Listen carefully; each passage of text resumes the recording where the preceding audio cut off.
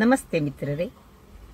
ಇಂದು ನಾವು ಕರಾವಳಿ ಶೈಲಿಯ ಯಾವುದೇ ಒಂದು ಅಡಿಗೆಯನ್ನು ಮಾಡ್ತಿಲ್ಲ, ಬಟ್ ನಾರ್ತ್ ಇಂಡಿಯಾದ ಅಂದರೆ ನನ್ನ ಫ್ರೆಂಡ್, ಪಂಜಾಬಿ ಫ್ರೆಂಡ್ ಒಬ್ಬರಿದ್ದರು. ನನ್ನ ಹಸ್ಬೆಂಡ್ ನಾರ್ತ್ ಇಂಡಿಯಾದಲ್ಲಿ ವರ್ಕ್ ಮಾಡುವಾಗ ನಮ್ಮ ನೇಬರ್ ಆಗಿದ್ದಂತಹ ಮತ್ತು ನನ್ನ ಹಸ್ಬೆಂಡ್ನ ಕಲೀಗ್ ಆಗಿದ್ದಂತಹ ರೋರಾ ಅವರ ಮಿಸ್ಸಸ್ ಬಹಳ ಚೆನ್ನಾದ ಪಂಜಾಬಿ ಡಿಶ್ಗಳನ್ನು ತಯಾರಿಸ್ತಿದ್ರು. ಬಹಳ ರುಚಿಕರವಾದದ್ದು, ಯಾವುದೇ ಒಂದು ಅವರ ಡಿಶ್ ಆಗಿರಲಿ ಬಹಳ ರುಚಿಕರವಾಗಿತ್ತು. ಅವರಿಂದ ನಾನು ಈ ಮೆಂತೆಯ ಪರೋಟ ಅಂದರೆ ಮೇಥಿ ಪರೋಟ ಅದನ್ನು ಕಲಿತುಕೊಂಡದ್ದು. ಹಾಗಾದರೆ ಅವರ ಶೈಲಿಯ, ಅವರಿಂದ ಕಲಿತಂತಹ ನನ್ನ ಶೈಲಿಯ ಈ ಮೇಥಿ ಪರೋಟ ಅಂದರೆ ಮೆಂತೆಯ ಪರೋಟವನ್ನು ಹೇಗೆ ಮಾಡುವುದು, ಅದಕ್ಕೆ ಏನೆಲ್ಲ ಸಾಮಗ್ರಿಗಳು ಬೇಕು ಎಂದು ನೋಡೋಣ ಅಲ್ಲವೇ ವೀಕ್ಷಕರೇ. ಇವತ್ತು ನಾವು ಮೆಂತೆ ಸೊಪ್ಪಿನಿಂದ ಪರಾಠವನ್ನು ಮಾಡೋಣ. ಬಹಳ ಸುಲಭ ಮತ್ತು ಬಹಳ ರುಚಿಕರವಾಗಿರ್ತದೆ. ನೀವೇನಿಸಿರಿ ಕಹಿ ಆಗ್ತದೆ ಏನಂತ, ಕಹಿ ಆಗದ ಹಾಗೆ ನಾವೊಂದು ಟ್ರಿಕ್ಕನ್ನು ಉಪಯೋಗಿಸಿ ಇವತ್ತು ನಾವು ಮೆಂತೆ ಸೊಪ್ಪಿನ ಪರಾಟ. ಸೊ ಇದಕ್ಕೆ ನೋಡಿ, ನಾನು ಒಂದು ದೊಡ್ಡ ಕಟ್ಟು ಮೆಂತೆ ಸೊಪ್ಪನ್ನು ತೆಗೆದುಕೊಂಡಿದ್ದೇನೆ. ಸಣ್ಣ ಸಣ್ಣ ಕಟ್ಟಾದರೆ ಒಂದು ಸಣ್ಣದು ಬರ್ತದಲ್ಲ, ಈಗ ಅದರಲ್ಲಿ 3 ಕಟ್ಟು ತೆಗೆದುಕೊಳ್ಳಿ. ಎಲ್ಲ ಸಿಪ್ಪೆ ಮಾತ್ರ ಸಾಕು ನಮಗೆ. ಮತ್ತು ಸ್ವಲ್ಪ ಕೊತ್ತಂಬರಿ ಸೊಪ್ಪು, ಇನ್ನು ಮೇನ್ ಬೇಕು ಗೋಧಿ ಹುಡಿ, 1 ಬೌಲ್ನಷ್ಟು ಗೋಧಿ ಹುಡಿ, 2 ಚಮಚದಷ್ಟು ಇದು ಬೇಸನ್ ಕಡಲೆ ಹುಡಿ, 2-3 ಚಮಚದಷ್ಟು ಮೊಸರು, 1 ಚಮಚ ಎಳ್ಳು, 1 ಚಮಚ ಚಾಟ್ ಮಸಾಲ, 1 ಚಮಚ ಜೀರಿಗೆ, 1 ಚಮಚದಷ್ಟು ಸಣ್ಣಗೆ ಹೆಚ್ಚಿಟ್ಟಂತಹ ಕಾಯಿ ಮೆಣಸು. ಇದು ಈಗ ನಿಮಗೆ ಕಾಯಿ ಮೆಣಸು ಬೇಡದಿದ್ದರೆ ಮಕ್ಕಳಿಗೆ ಕೊಡೋದಾದರೆ ನೀವು ಚಿಲ್ಲಿ ಫ್ಲೇಕ್ಸ್ ಹಾಕ್ಕೊಳ್ಬೋದು, ಅಥವಾ ಸ್ವಲ್ಪ ಒಂದು ಪಿಂಚ್ ಆಫ್ ಈ ಮೆಣಸಿನ ಹುಡಿ ಸಹ ಹಾಕ್ಕೊಳ್ಬೋದು. ಮತ್ತು ಉಪ್ಪು ಬೇಕು, ತುಪ್ಪ ಬೇಕು, ಮತ್ತು ಸ್ವಲ್ಪ ಹಳದಿಯ ಪುಡಿ ಬೇಕು. ಹಾಗಾದರೆ ಈಗ ಮೊದಲಿಗೆ ನಾವು ಈ ಒಂದು ಮೆಂತ್ಯ ಸೊಪ್ಪನ್ನು ಸಣ್ಣದಾಗಿ ಹೆಚ್ಚಿಟ್ಕೊಳ್ಳೋಣ. ನೋಡಿ, ಎಷ್ಟು ನಿಮಗೆ ಸಣ್ಣದು ಹೆಚ್ಚಿಟ್ಲಿಕ್ಕೆ ಆಗ್ತದೆ ಅಷ್ಟು ಸಣ್ಣದಾಗಿ ಕಟ್ ಮಾಡ್ಕೊಳ್ಳೋಣ.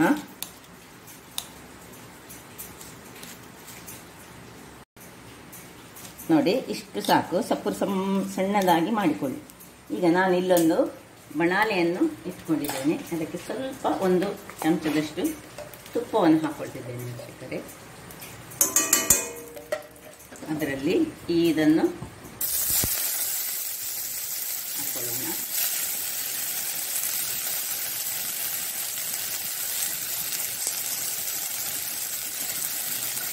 ಸಣ್ಣ ಉರಿಯನ್ನು ಇಟ್ಟುಕೊಂಡು ನಾವು ಈಗ ಇದನ್ನು ಚೆನ್ನಾಗಿ ಬಾಡಿಸಿಕೊಳ್ಳೋಣ. ಸಣ್ಣ ಉರಿಯೋದು, ಎಷ್ಟು ಚೆನ್ನಾಗಿ ಬಾಡಿಸ್ತೀರಿ ಅಷ್ಟು ಅದು ಚೆನ್ನಾಗಿ ಆಗ್ತದೆ. ಹೀಗೆ ದಂಟೆಲ್ಲ ನಡುವಲ್ಲಿದ್ದರೆ ಅದನ್ನು ತೆಗೆದಿಟ್ಟುಕೊಳ್ಳಿ, ಬೇಡ ದಂಟು ಆದರೆ ಅದು ಮತ್ತೆ ಸರಿಯಾಗುವುದಿಲ್ಲ. ಅಥವಾ ಅದನ್ನು ಚೆನ್ನಾಗಿ ಬಾಡಿಸಿದ್ರೆ ಸಾಕ್ತದೆ, ನಡೀತದೆ. ನೀವಿನ್ನು ಹೆಚ್ಚು ಸಹ ತೆಗೆದುಕೊಳ್ಬೋದು. ಈ ಮೆಂತ್ಯ ಸೊಪ್ಪು ಬೇಕಿದ್ರೆ 2-3 ಕಟ್ಟಿನಷ್ಟು ಸಹ ತೆಗೆದುಕೊಂಡು ಮಾಡ್ಬೋದು, ದೊಡ್ಡ ದೊಡ್ಡ ಕಟ್ಟಿನಲ್ಲಿ.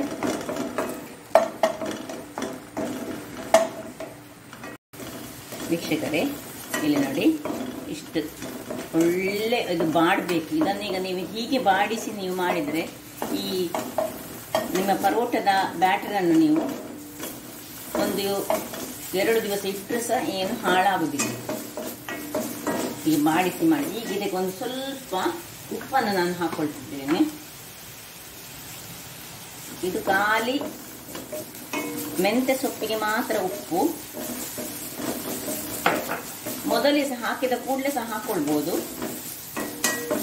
ಹಾಕಿ ಸಾಕು. ಇದನ್ನೀಗ ಆಫ್ ಮಾಡಿಕೊಂಡು ನಾನು ತಣ್ಣಗಾಗಲಿಕ್ಕೆ ಬಿಡ್ತೇನೆ. ಈ ಕೊತ್ತಂಬರಿ ಸೊಪ್ಪನ್ನು ಸಹ ಚೆನ್ನಾಗಿ ನಾನು ಈಗ ಹೆಚ್ಚಿಟ್ಟುಕೊಂಡು ಇದರದೇ ಸೈಡ್ನಲ್ಲಿ ಇಟ್ಟುಕೊಳ್ತೇನೆ. ನೋಡಿ, ಇದು ಬಿಸಿ ತಣ್ಣಗಾಗಲಿಕ್ಕೆ ರೆಡಿ ಆಗ್ತಾ ಉಂಟದು. ಅದರಲ್ಲಿ ಇಲ್ಲಿ ಒಂದು ಪಾತ್ರೆಯನ್ನು ತೆಗೆದುಕೊಂಡಿದ್ದೇನೆ ನಾನು. ಇದರಲ್ಲಿ ಸ್ವಲ್ಪ ನಾವು ಉಪ್ಪನ್ನು ಸುರಿಗೆ ಹಾಕೊಳ್ಳೋಣ.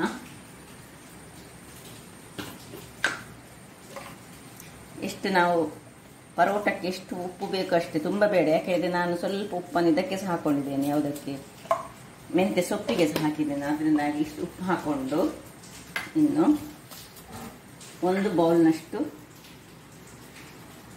ಗೋಧಿ ಹುಡಿ,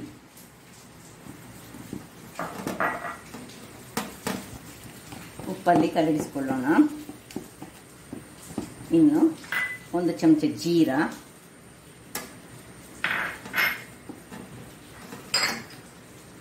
1 ಚಮಚದಷ್ಟು ಎಳ್ಳು. ಇದು ಆಪ್ಷನಲ್, ನಿಮಗೆ ಬೇಕಿದ್ರೆ ಹಾಕೊಳ್ಳಿ, ಇದು ಒಳ್ಳೇದಾಗ್ತದೆ ನಡುವಲ್ಲಿ ತಿನ್ನಲಿಕ್ಕೆ.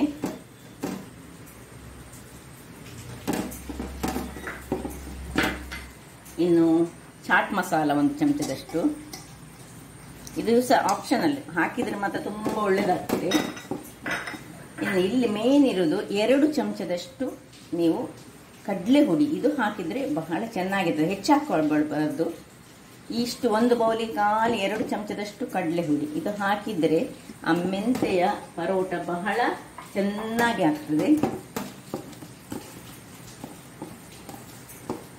ಇನ್ನು ಹೆಚ್ಚಿಟ್ಟಂತಹ ಕಾಯಿ ಮೆಣಸು, ಇದು ಸಹ ಆಪ್ಷನಲ್, ಬೇಕಿದ್ರೆ ಹಾಕೊಳ್ಳಿ, ಇಲ್ಲದೆ ಚಿಲ್ಲಿ ಫ್ಲೇಕ್ಸ್ ಹಾಕೊಳ್ಳಿ ಬೇಕಿದ್ರೆ. ಇನ್ನು ಸ್ವಲ್ಪ 3 ಚಮಚದಷ್ಟು ಮೊಸರು. ಈ ಪರೋಟನೆಲ್ಲ ಕಲಡಿಸೋದನ್ನು ನಾವು ಕೈಯಲ್ಲಿ ಮಾಡಿದರೆ ಬಹಳ ಚೆನ್ನಾಗಿರ್ತದೆ. ಇನ್ನು ಸ್ವಲ್ಪ ಹಳದಿ ಪುಡಿಯನ್ನು ಹಾಕೊಳ್ಳೋಣ ಇದಕ್ಕೆ.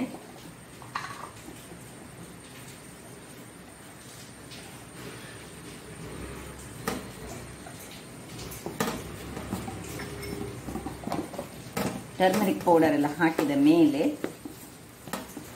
ನೋಡಿ, ಇದು ತಣ್ಣಗಾದಂತಹ ಮೆಂತ್ಯ ಸೊಪ್ಪು,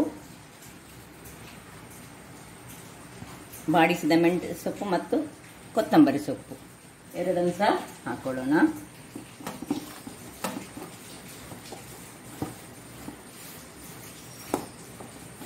ಈಗ ಇದಕ್ಕೆ ಎಣ್ಣೆ ಅಥವಾ ಬೆಣ್ಣೆ 1 ಸ್ಪೂನ್ ಬೇಕಿದ್ರೆ ಎಣ್ಣೆ ಅಥವಾ ಬೆಣ್ಣೆ 1 ಸ್ಪೂನ್ನಷ್ಟು ಹಾಕ್ಕೊಂಡು, ಬಿಸಿ ಮಾಡಬೇಕಂತ ಏನಿಲ್ಲ.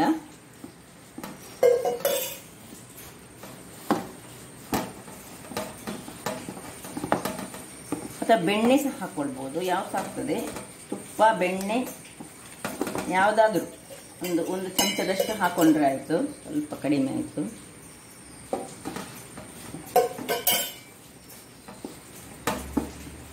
ಈಗ ಇನ್ನು ಸ್ವಲ್ಪವೇ ನೀರನ್ನು ಹಾಕೊಂಡು ನಾವು ಇದನ್ನು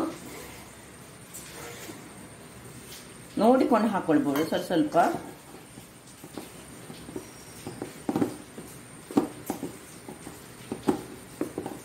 ಇದನ್ನು ಚಪಾತಿ ಹಿಟ್ಟಿನ ಹದದಲ್ಲಿ ಕಲಸಿಕೊಳ್ಳೋಣ. ಈಗ ಕಲಸಿ ನಿಮಗೆ ತೋರಿಸ್ತೀನಿ ನೋಡಿ, ನಿಧಾನಕ್ಕೆ ಕಲಸಬೇಕು ನೋಡಿ ವೀಕ್ಷಕರೇ. ನೋಡಿ ಹೀಗೆ ಇಷ್ಟು ಸಾಧಾರಣ ಮೃದುವಾದ ನಮಗೆ ಇದು ಬೇಕು. ಇದನ್ನು ಆ್ಯಕ್ಚುಲಿ ಇದನ್ನು ನಾವು ಹೇಗೆ ನಾವು ನಾದಿಕೊಳ್ತೇವೆ ನೋಡಿ ಅದರಲ್ಲಿ ಉಂಟು. ಸೊ ತುಂಬ ಗಟ್ಟಿ ಸಹ ಆಗಬಾರ್ದು. ಈಗ ಇದನ್ನು ನಾವು ಸ್ವಲ್ಪ ಇದರ ಮೇಲೆ ಎಣ್ಣೆಯನ್ನು ಸವರಿ ನಾವೇನು ಮಾಡಬೇಕು ಹೇಳಿದರೆ, ಇನ್ನೊಂದು 10-15 ನಿಮಿಷಗಳ ಕಾಲ ಇದನ್ನು ಮುಚ್ಚಿಟ್ಟುಕೊಂಡು ಮತ್ತೆ ಈಗ ಪರೋಟ ಮಾಡೋಣ. ನಾನು ಇದನ್ನು ಮುಚ್ಚಿಟ್ಟುಕೊಳ್ತಿದ್ದೇನೆ ವೀಕ್ಷಕರೇ. ನೋಡಿ 15 ನಿಮಿಷ ಕಳೆದಿದೆ. ಈಗ ಇದನ್ನು ನಾವು ಈಗ ಇನ್ನೊಮ್ಮೆ ಚೆನ್ನಾಗಿ ನಾದಿಕೊಳ್ಳೋಣ.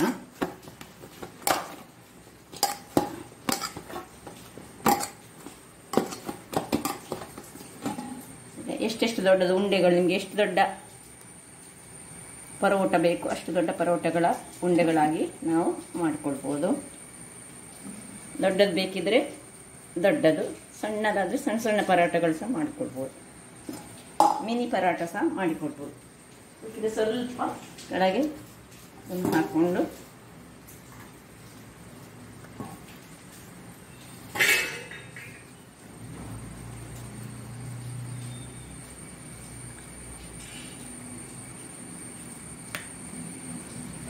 ಪರಾಟ ಹೇಳಿದರೆ ತುಂಬ ತೆಳುವಲ್ಲ, ಸ್ವಲ್ಪ ದಪ್ಪದಲ್ಲಿ ಇರುವಂತಹದ್ದು. ಅದೊಮ್ಮೆ ನಾನು ಇದನ್ನು ಹೀಗೆ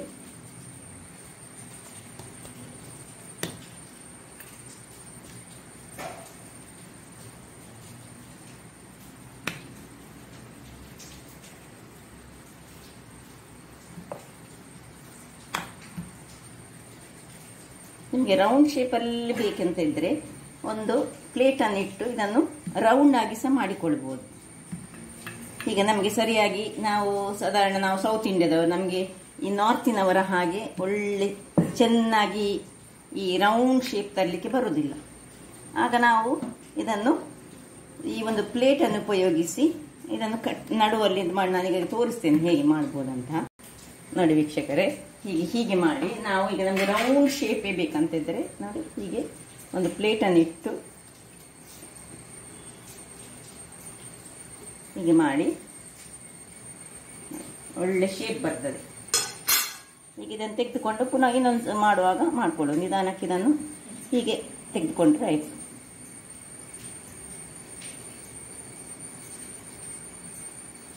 ಒಳ್ಳೆ ರೌಂಡ್ ಶೇಪಲ್ಲಿ ನಮಗೆ ಬರ್ತದೆ. ಈಗ ಇಲ್ಲಿ ನೋಡಿ ನಾನೊಂದು ಕಾವಲಿಯನ್ನು ಆನ್ ಮಾಡಿ ಇಟ್ಟುಕೊಂಡಿದ್ದೇನೆ. ಅದು ಇದ್ದ ಹಾಗೆ ನೋಡಿ, ಇದು ಒಂದನ್ನು ನಾನು ಬೇರೆ ತೆಗೆದುಕೊಂಡು ಇಟ್ಕೊಳ್ತೇನೆ. ಇನ್ನೊಂದನ್ನು ಅದೇ ರೀತಿಯಲ್ಲಿ ನಾವು ಹೆಚ್ಚು ಪೌಡರ್ ಹಾಕೊಳ್ಳಿಕ್ಕೆ ಹೋಗಬೇಡಿ. ಪೌಡರ್ ಹೆಚ್ಚು ಹಾಕಿದ್ರೆ ಸಹ ಅದು ಒಳ್ಳೇದಾಗುದಿಲ್ಲ.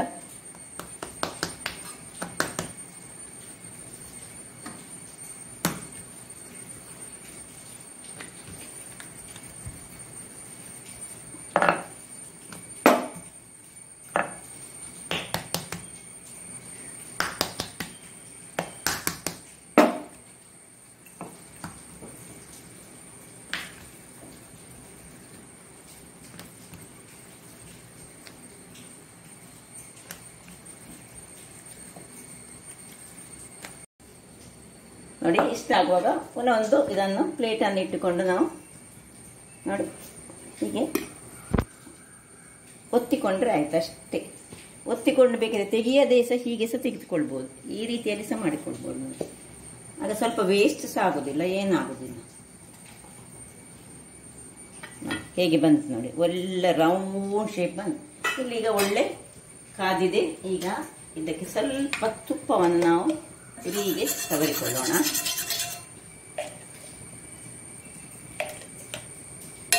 ಇದನ್ನು ತುಪ್ಪದಲ್ಲಿ ಸಹ ಕಾಯಿಸ್ಬೋದು ಅಥವಾ ಬೆಣ್ಣೆಯಲ್ಲಿ ಸಹ ಕಾಯಿಸ್ಬೋದು.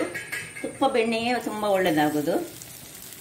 ಸ್ವಲ್ಪ ದಪ್ಪವೇ ಇರಬೇಕು. ಹೀಗೆ ಸುರಿಗೆ ಹಾಕ್ಕೊಂಡು ಸ್ವಲ್ಪ ಕಾಯಿಲಿ. ಆದ ಮೇಲೆ ನಾವು ಅದನ್ನು ಅಡಿಮೇಲೆ ಮಾಡ್ಕೊಳ್ಳೋಣ. ಬಹಳ ರುಚಿಕರವಾಗಿರ್ತದೆ ನೋಡಿ. ಈಗ ಇನ್ನು ಪುನಃ ಸ್ವಲ್ಪ ಮೇಲೆ ತುಪ್ಪವನ್ನು ಹಾಕೊಳ್ಳೋಣ.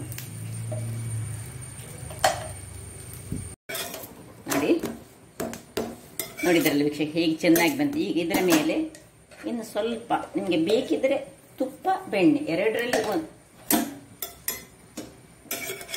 ಒಳ್ಳೆ ಕಾಯಬೇಕು. ಹೀಗೆ ನೋಡಿ, ಹೀಗೆ ಎಷ್ಟು ಟೆಕ್ಸ್ಚರ್ ನೋಡಿ ಹೇಗೆ ಬಂದಿದೆ ನೋಡಿ.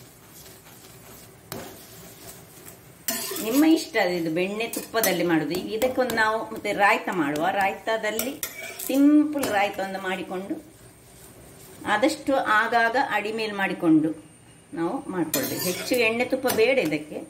ಇದನ್ನು ತುಪ್ಪದಲ್ಲಿ ತಿಂದರೆ ಬಹಳ ಚೆನ್ನಾಗಿರ್ತದೆ. ಅಥವಾ ಬೆಣ್ಣೆಯಲ್ಲಿ ತಿಂದರೆ ತುಪ್ಪ ಬೇಯಿಸುವಾಗ ಹಾಕೊಳ್ಬೇಕು, ಹೀಗೆ ಕಾಯಿಸುವಾಗ. ಮತ್ತೆ ತಿನ್ನುವಾಗ ಬೆಣ್ಣೆ ಯೂಸ್ ಮಾಡಿದರೆ ಬಹಳ ಚೆನ್ನಾಗಿರ್ತದೆ ನೋಡಿ. ಈಗ ಒಂದು ಆಯಿತು ಕಾಯ್ದಿದ್ದು ನೋಡಿ. ಸಾಧಾರಣ ನಾನು 5-6 ಸತಿ ಹೀಗೆ ಅಡಿಮೇಲೆ ಮಾಡಿಕೊಂಡೆ. ಹೀಗೆ ಚೆನ್ನಾಗಿ ಬಂದಿದೆ ನೋಡಿ, ಯಾವ ನಮ್ಮನೆ ಟೆಕ್ಸ್ಚರ್ ಬಂದಿದೆ ನೋಡಿ. ಈಗ ಇನ್ನೊಂದನ್ನು ನೋಡಿ ಹಾಕೊಳ್ಳೋಣ. ಸುರಿಗೆ ಸ್ವಲ್ಪ ತುಪ್ಪವನ್ನು ಸವರಿಕೊಳ್ಬೇಕು, ಇಲ್ಲದಿದ್ದರೆ ಅದು ಅಂಟಿಕೊಳ್ಳುವ ಚಾನ್ಸಸ್ ಇರ್ತದಲ್ಲ, ಅದಕ್ಕೋಸ್ಕರ ತುಪ್ಪ ಹಾಕೊಂಡು ನೋಡಿ. ದಪ್ಪ ನೋಡಿ, ಇಷ್ಟು ದಪ್ಪ ಇರಬೇಕು, ಇಲ್ಲದಿದ್ದರೆ ಪರೋಟ ಅಂತ ಆಗೋದಿಲ್ಲ, ಇದು ಚಪಾತಿ ಆಗ್ತದೆ. ಹೀಗೆ ಮಾಡಿಕೊಂಡು ಕೈಯಲ್ಲಿ ಸಹ ನಾವು ಹೀಗೆ ಮಾಡಿಕೊಳ್ಬೋದು. ಇದೆಲ್ಲ ನೋಡಿ ಎಳ್ಳು ಎಲ್ಲ ಹಾಕಿದ್ರಿಂದಾಗಿ ಅದು ಬಹಳ ಚೆನ್ನಾಗಿ ಕಾಣಿಸುತ್ತೆ. ತಿನ್ನುವಾಗ ಸಹ ಬಹಳ ರುಚಿಕರವಾಗಿರ್ತದೆ ನೋಡಿ. ಇದರಲ್ಲಿ ವೀಕ್ಷಕರೇ ನಿಧಾನಕ್ಕೆ ಇದನ್ನು ಸ್ವಲ್ಪ ಒಂದು 5 ನಿಮಿಷಗಳ ಕಾಲ ಕಂಟಿನ್ಯೂಸ್ ಆಗಿ ಸ್ವಲ್ಪ ಅಡಿಮೇಲೆ ಮಾಡ್ತಾನೇ ಇರಬೇಕು. ಆಗ ಚೆನ್ನಾಗಿ ಕಾಯಿಸ್ತದೆ ನೋಡಿ. ಹೀಗೆ ಬಂತು ನೋಡಿ, ಯಾವ ರೀತಿಯಲ್ಲಿ ಬಂತು ನೋಡಿ. ಟೆಕ್ಸ್ಚರ್ ಉಂಟು ಹೇಗೆ ನೋಡಿ, ಬಹಳ ರುಚಿಕರವಾಗಿರ್ತದೆ. ಇದು ನಾನು ನಾವು ಇಂಡಿಯಾದಲ್ಲಿರುವಾಗ, ನಾವು ಡೆಲ್ಲಿಯಲ್ಲಿರುವಾಗ ನಮ್ಮ ನೇಬರ್ ಮಿಸಸ್ ಅರೋರಾ ಮಾಡ್ತಿದ್ರು. ಅವರು ನನಗೆ ಇದನ್ನು ಕಲಿಸಿಕೊಟ್ಟದ್ದು. ಅದರಿಂದಾಗಿ ಈ ನಾರ್ತ್ ಇಂಡಿಯನ್ಸ್ ಅವರದ್ದು ಕೈಯ ಶೈಲಿಯೇ ಬೇರೆ. ನಮ್ಮ ಹಾಗೆ ಇಷ್ಟು ಸ್ಲೋ ಆಗಿ ಅವರು ಮಾಡೋದಿಲ್ಲ. ಇಲ್ಲಿ ಅದು ಇನ್ನೊಂದು ಆಗ್ತಾ ಇರಲಿ. ಇಲ್ಲಿ ನೋಡಿ 2 ಆಯ್ತಲ್ಲ, ಅದು ಆಗ್ತಾ ಇಲ್ಲಿ. ಅಲ್ಲಿ ಈಗ ನಾನು ಇದಕ್ಕೊಂದು ಸ್ಪೆಷಲ್ ಆದ ಏನಿಲ್ಲ, ಸಿಂಪಲ್ ಅವರು ಹೇಗೆ ಮಾಡ್ತಿದ್ರು ನೋಡಿ ನಾರ್ತ್ ಇಂಡಿಯನ್ ಅವರು ಈ ಪರೋಟ ಮಾಡಿರಿ. ಆಮೇಲೆ ಈ ಮೊಸರು, ಅದಕ್ಕೆ ಸ್ವಲ್ಪ ಜೀರಾ ಪುಡಿ ಮತ್ತೆ ಸ್ವಲ್ಪ ಮೆಣಸಿನ ಪುಡಿ ಹಾಕಿ ಇದಕ್ಕೊಂದು ರಾಯ್ತ ಮಾಡ್ತಿದ್ರು. ಬೇರೆ ಏನು ಬೇಡ ಇತ್ತು. ಅಲ್ಲದೆ ಇನ್ನು ಬೆಣ್ಣೆ, ಅವರಿಗೆ ಬೆಣ್ಣೆ ಮೇನಲ್ಲ, ಹಾಗೆ ಸ್ವಲ್ಪ ಬೆಣ್ಣೆಯನ್ನು ಅದಕ್ಕೆ ಹಾಕ್ಕೊಂಡು ನೋಡಿ, ಸೈಡಲ್ಲಿ ಬೆಣ್ಣೆ ಇದ್ದು ಒಂದು ರಾಯ್ತ. ನೋಡಿದ್ರಲ್ಲ, ಏನು ಕಷ್ಟವೇ ಇಲ್ಲ, ಸುಲಭದಲ್ಲಿ ನಾವು ಈ ಒಂದು ಪರೋಟವನ್ನು ಮಾಡಬಹುದು. ಹಾಗಾದರೆ ನೋಡಿದ್ರಲ್ಲ ವೀಕ್ಷಕರೇ, ಈ ನನ್ನ ಕುಕಿಂಗ್ ಚಾನಲ್ ನಿಮಗೆ ಇಷ್ಟ ಆದರೆ ಬೋಳೂರು ಸುವರ್ಣ ಚಾನಲನ್ನು ಲೈಕ್ ಮಾಡಿ, ಶೇರ್ ಮಾಡಿ ಹಾಗೂ ಸಬ್ಸ್ಕ್ರೈಬ್ ಮಾಡಿ ಹಾಗೂ ನನ್ನ ಇನ್ಸ್ಟಾಗ್ರಾಮ್ ಪೇಜನ್ನು ಫಾಲೋ ಮಾಡಿ. ಧನ್ಯವಾದಗಳು.